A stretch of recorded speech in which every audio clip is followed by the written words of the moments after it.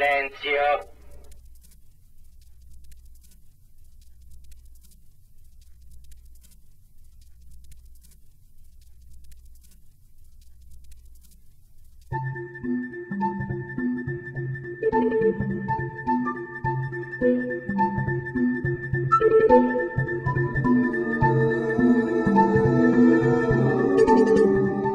Vos travaux, on l'a vu, touchent de près ou de loin aux questions liées donc, à la culture.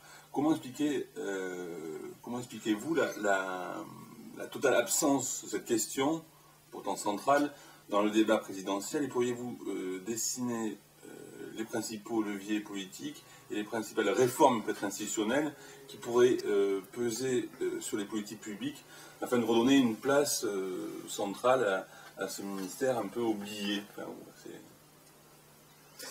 alors, je pense que si on reprend un petit peu l'histoire de la culture en France, depuis l'invention d'un ministère des Affaires culturelles avec André Malraux, jusqu'à nos jours, on voit très bien que la trajectoire de ce rapport de la France à la culture est une trajectoire qui est plutôt déclinante. C'est-à-dire qu'on est parti de l'idée qu'il fallait transmettre au plus grand nombre un patrimoine littéraire, artistique, culturel, mondial, et, disait le décret de l'époque, notamment français, bon, au plus grand nombre. On avait l'idée qu'il y avait une partie des œuvres de l'esprit, enfin, théâtre, musique, littérature, etc., qui se distinguait du reste et qui était importante et qu'il fallait absolument transmettre auprès du plus grand nombre. Il y avait une grande ambition culturelle et on pensait que cette culture, qui est une culture savante dans tous les cas, eh bien, il fallait faire le travail pour arriver à l'amener jusqu'aux Français et à trouver les moyens de sa transmission concrète. Alors, il y a eu toute une histoire avec des mouvements d'éducation populaire, avec la décentralisation culturelle, avec évidemment Villard, avec tous ces gens, de droite comme de gauche, c'est ça qui est intéressant aussi. Hein.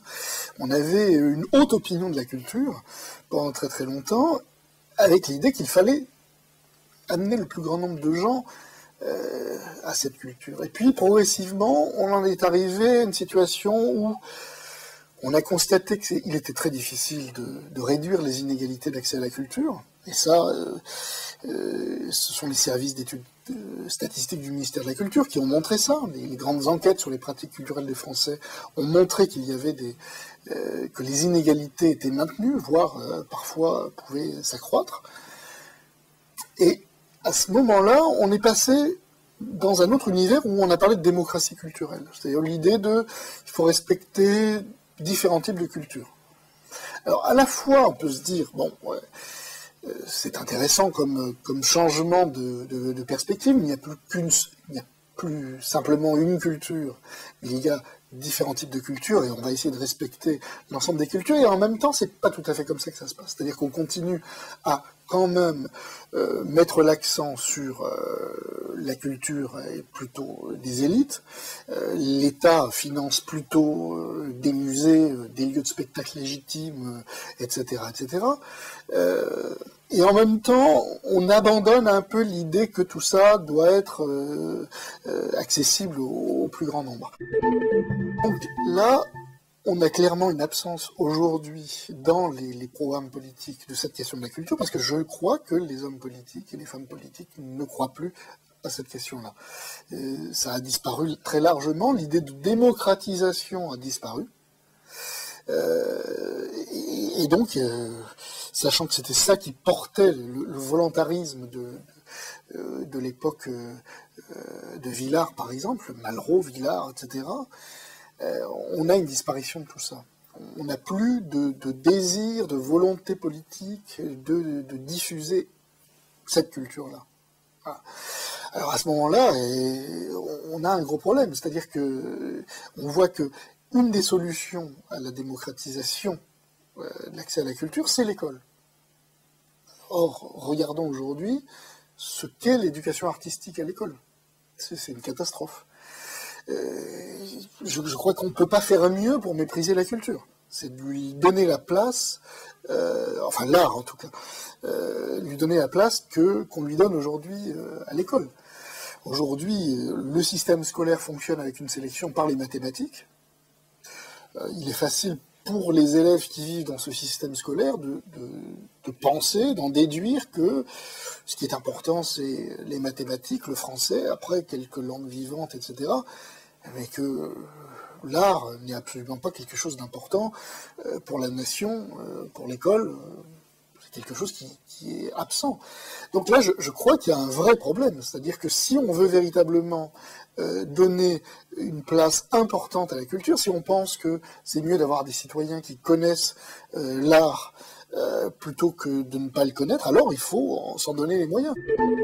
On peut ouvrir les musées, on peut les rendre gratuits, on peut ouvrir toutes les salles de spectacle, d'opéra, etc.